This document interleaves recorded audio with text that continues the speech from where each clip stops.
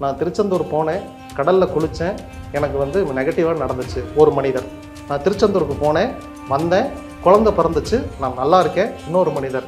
இவன் என்ன பண்ணான்னா அந்த கடலில் இருந்து தான் மொத்த சக்தியும் எடுத்துட்டு வந்துட்டான்.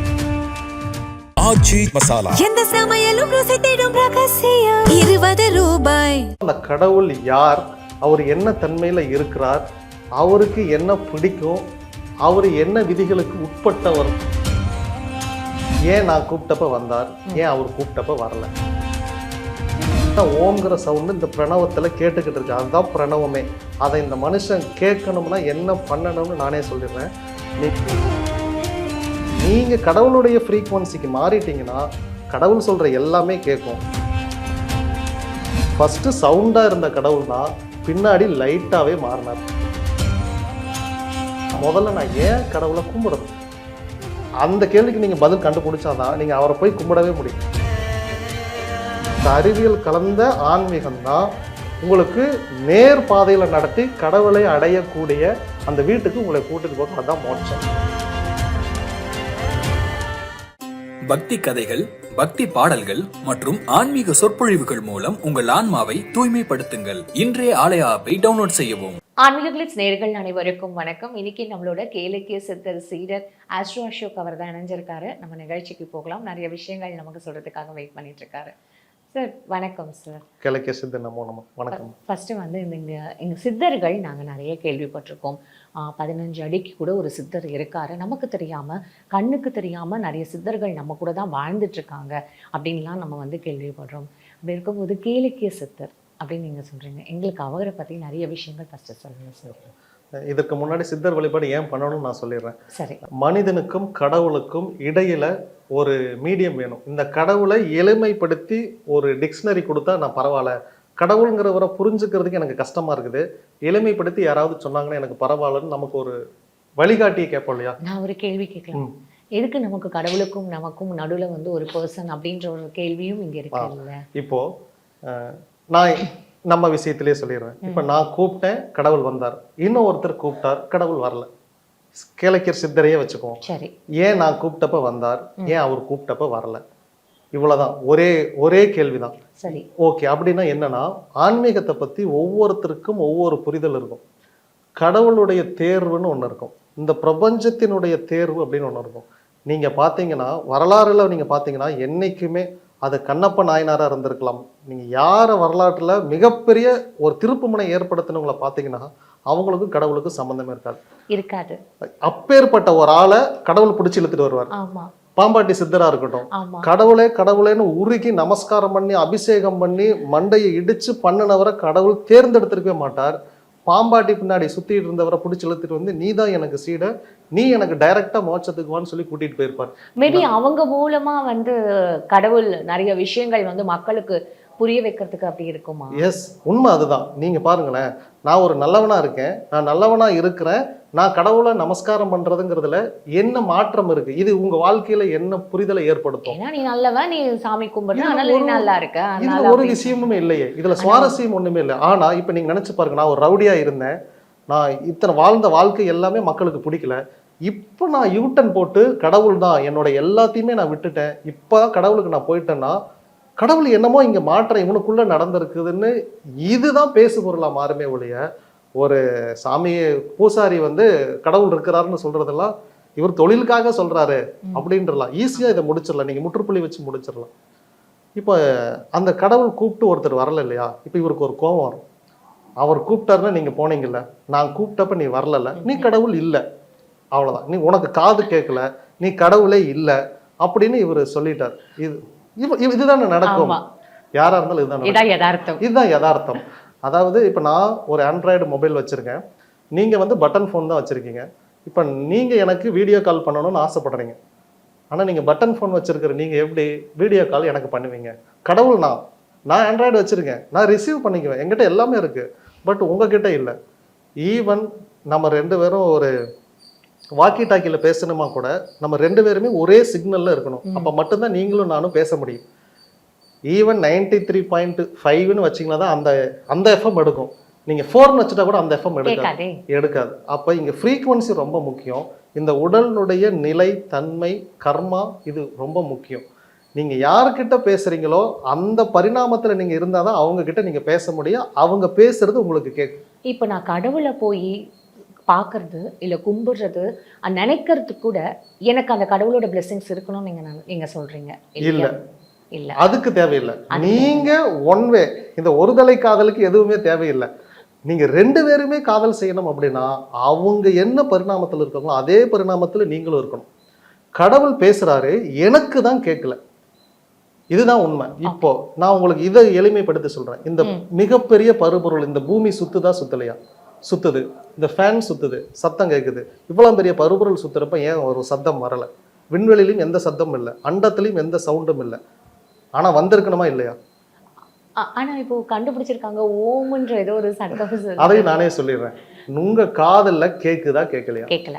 கேட்கல. ஏன் கேட்கல? அப்படி இப்போ கேட்கலங்கிற காட்டி அங்க சத்தம் இல்லைன்னு அர்த்தமா? இல்ல. எனக்கு தான் காதல பிரச்சனை. ஏன் காதல கேட்கல? எறும்புகள் பேசுறது எனக்கு கேக்குதா? ஒரு மீன் இன்னொரு மீன் சிக்னல் கொடுக்கறத எனக்கு கேக்குதா? கேட்கல. ஏன்னா மனிதனுடைய காது 20 டெசிபல்ல இருந்து 20,000 டெசிபல் வரைக்கும் இருக்கிற ஃப்ரீக்வன்சியை மட்டும்தான் இந்த மனுஷனுடைய காது கேட்கும். மனுஷனுடைய கண்ணுமே 730 டெராஹெட்ஸ்ல இருந்து 930 டெராஹெட்ஸுக்குள்ள இருக்கிற அலைகளை மட்டும்தான் இந்த கண்ணு பார்க்கும். இந்த மனுஷனுக்கு எல்லாமே லிமிட்டட் எடிஷன் தான். இந்த ஒலிக்கு மிகையினும் குறையினும் இந்த மனுஷனுடைய காதுக்கு கேட்காது. நீங்க சொன்ன ஓம்ங்கிற சவுண்டு இந்த பிரணவத்துல கேட்டுக்கிட்டு இருக்கு. அதுதான் பிரணவமே. அதை இந்த மனுஷன் கேட்கணும்னா என்ன பண்ணணும்னு நானே சொல்லிடுறேன். நீங்க அண்ட வெளியில ஒரு ரெக்கார்டர் வைக்கணும். வச்சு அங்க ஏதாவது சவுண்டு இருக்குதான்னு நீங்க அப்சர்வ் பண்ணி ரெக்கார்டு பண்ணணும். ரெக்கார்டு பண்ணி அந்த சவுண்டை 20 ஹெட்ஸ்ல இருந்து 20,000 ஹெட்ஸுக்குள்ள கன்வெர்ட் பண்ணணும். நீங்க கன்வெர்ட் பண்ணி இப்போ அதை ஒரு பாட்காஸ்ட்ல போட்டு இப்போ நீங்க கேட்டீங்கன்னா எஸ், உங்களுக்கு ஒரு சப்தம் கேட்கும். இங்க நீங்க ஒரு தப்பு பண்ணிட்டீங்க. என்னன்னா ஒரிஜினல் ஃபைலை நீங்க கம்ப்ரஸ் பண்ணி உடைச்சிட்டீங்க. கம்ப்ரஸ் பண்ணி உடைச்ச ஃபைலு ஆக்சுவல் கிளாரிட்டியில இருக்குமா? இருக்காது. அப்போ அதுல கேட்ட சப்தம் வேற, நான் அதை கன்வெர்ட் பண்ணி உடைச்சேன் இல்லையா? அதனால எனக்கு இப்போ என்ன கேட்குன்னா இறைச்சல் மாதிரி கேட்கும். எக்ஸாக்ட்லி. அப்ப நான் ஒரிஜினல் ஃபீலை நான் இன்னும் கேட்கவே இல்லை. எனக்கு வந்து ஆனா நம்முடைய திருமூலர்ல சொல்லிட்டாங்க, இது ஓம்கார பிரணவம் தான், ஓம் தான் இந்த சத்தம் கேக்குது. இப்ப சொல்லுங்க, நீங்களும் இந்த காத்துல, இந்த காத்து இருக்குன்னே நீங்க பார்க்கல, உணர்றீங்க. இந்த காத்துல அணுக்கள் இருக்குன்னு நீங்க நம்புறீங்க. நம்புறேன். நீங்க பாத்தீங்களா? இல்ல. அப்பா, தாத்தா, எனிபடி, நோபடி நம்புறீங்க. பட் இவ்வளவுதான் இங்க கடவுளுங்கிறதே. எனக்கு அந்த கடவுள் ஓசை கேட்கலங்கிறங்காட்டி அங்க ஒண்ணுமே இல்லை, இந்த பிரபஞ்சத்துல சத்தம் இல்லை, இந்த காத்துல அணுக்களே இல்லைன்னு இப்ப நான் சொல்லுவேன். நீங்க வேணா ப்ரூவ் பண்ணுங்க. இந்த காத்துல அணுக்கள் இருந்துச்சுன்னா ப்ரூவ் பண்ணுங்கன்னு சொன்னா, உங்களுக்கு எலக்ட்ரான் நுண்ணோக்கி கிடைச்சதுன்னா நாம ப்ரூவ் பண்ண முடியும். அதைத்தான் நான் சொல்றேன். நீங்க கடவுளுடைய ஃப்ரீக்வன்சிக்கு மாறிட்டீங்கன்னா கடவுள் சொல்ற எல்லாமே கேட்கும். இதை கேட்காத எல்லாருமே இவங்க ஒரு பைத்தியம். சரி, இப்போ உங்களுடைய வாதத்துக்கே வருது. கடவுளோட ஃப்ரீக்வன்சி அப்படின்றது இப்போ எங்களோட புரிதல் இத்தனை நாளைக்கு எப்படி இருந்ததுன்னா, நான் கோவிலுக்கு போகிறேன், நான் டெய்லியும் கோவிலில் வந்து சாமியை கும்பிடுறேன், அப்போது அதனால் நான் வந்து கடவுளுக்கு பிடிச்ச ஒரு பர்சன், ஏன்னா நான் கோவிலுக்கு டெய்லியும் போகிறேனே அப்படின்ற மாதிரி இருக்குது. இப்போ நீங்கள் திடீர்னு வந்து இல்லை நீ மட்டும் தான் போகிற, இட்ஸ் ஒன் சைட் லவ், இன்னும் 2 சைட் லவ் மாறலையே அப்படின்னு சொல்லும்போது, அப்போ நான் அந்த லவ் வர்றதுக்கு கடவுள்கிட்ட இருந்து நான் என்ன பண்ணணுன்றது என்னோட கேள்வி இல்லை. இப்போ அந்த கடவுள் யார், அவர் என்ன தன்மையில் இருக்கிறார், அவருக்கு என்ன பிடிக்கும், அவர் என்ன விதிகளுக்கு உட்பட்டவர்னு நீங்க தெரிஞ்சுக்கணும். இதுதான் ஆன்மீகம். நான் சொல்லி கொடுக்கறது அதுதான். இப்ப நானே இந்த உலகத்துக்கு ஒரு மந்திரம் கொடுத்துருக்கேன், 2 மந்திரம் கொடுத்துருக்கேன். இதை அந்த கதையை அடுத்து வச்சுக்குவோம். முதல்ல நீங்க கடவுள்னா யார்? நம்மளுடைய வேதங்கள்ல சொல்லியிருக்கு, அவன் ஆணும் அல்ல, அவன் பெண்ணும் அல்ல, அவன் அழியும் அல்லன்ட்டு அங்க முடிச்சுட்டாங்க. அவன் அதுவும் அல்ல, அப்படி அதாவதுன்னா அவன் அக்ரணியும் இல்லைன்ட்டாங்க. இப்படி இல்லாத ஒரு பொருளை உங்களால டிஃபைன் பண்ணவே முடியல. நாம இது வரைக்கும் 3 டைமென்ஷன்ல பார்த்துருக்கோம். 4th டைமென்ஷனே நாம இன்னும் பார்க்கல. அவன் மேபி 1000வது டைமென்ஷன்ல இருக்கலாம். அவன் எப்படி இருப்பானே நமக்கு தெரியாது. கடவுள் இந்த செவுர் வழியா அவரால் உள்ள வர முடியும். ஸோ ஒரு ஃபோனோமினா ஏதாவது ஒன்று வச்சுக்கோங்க, அவர் உள்ள வர முடியும். எப்படி வந்தாரு? அதுதான் தடுப்பு ஒன்று இருக்கிறே அப்படின்னா, இதை சயின்ஸில் எக்ஸ்பிளைன் பண்ணுறாங்க.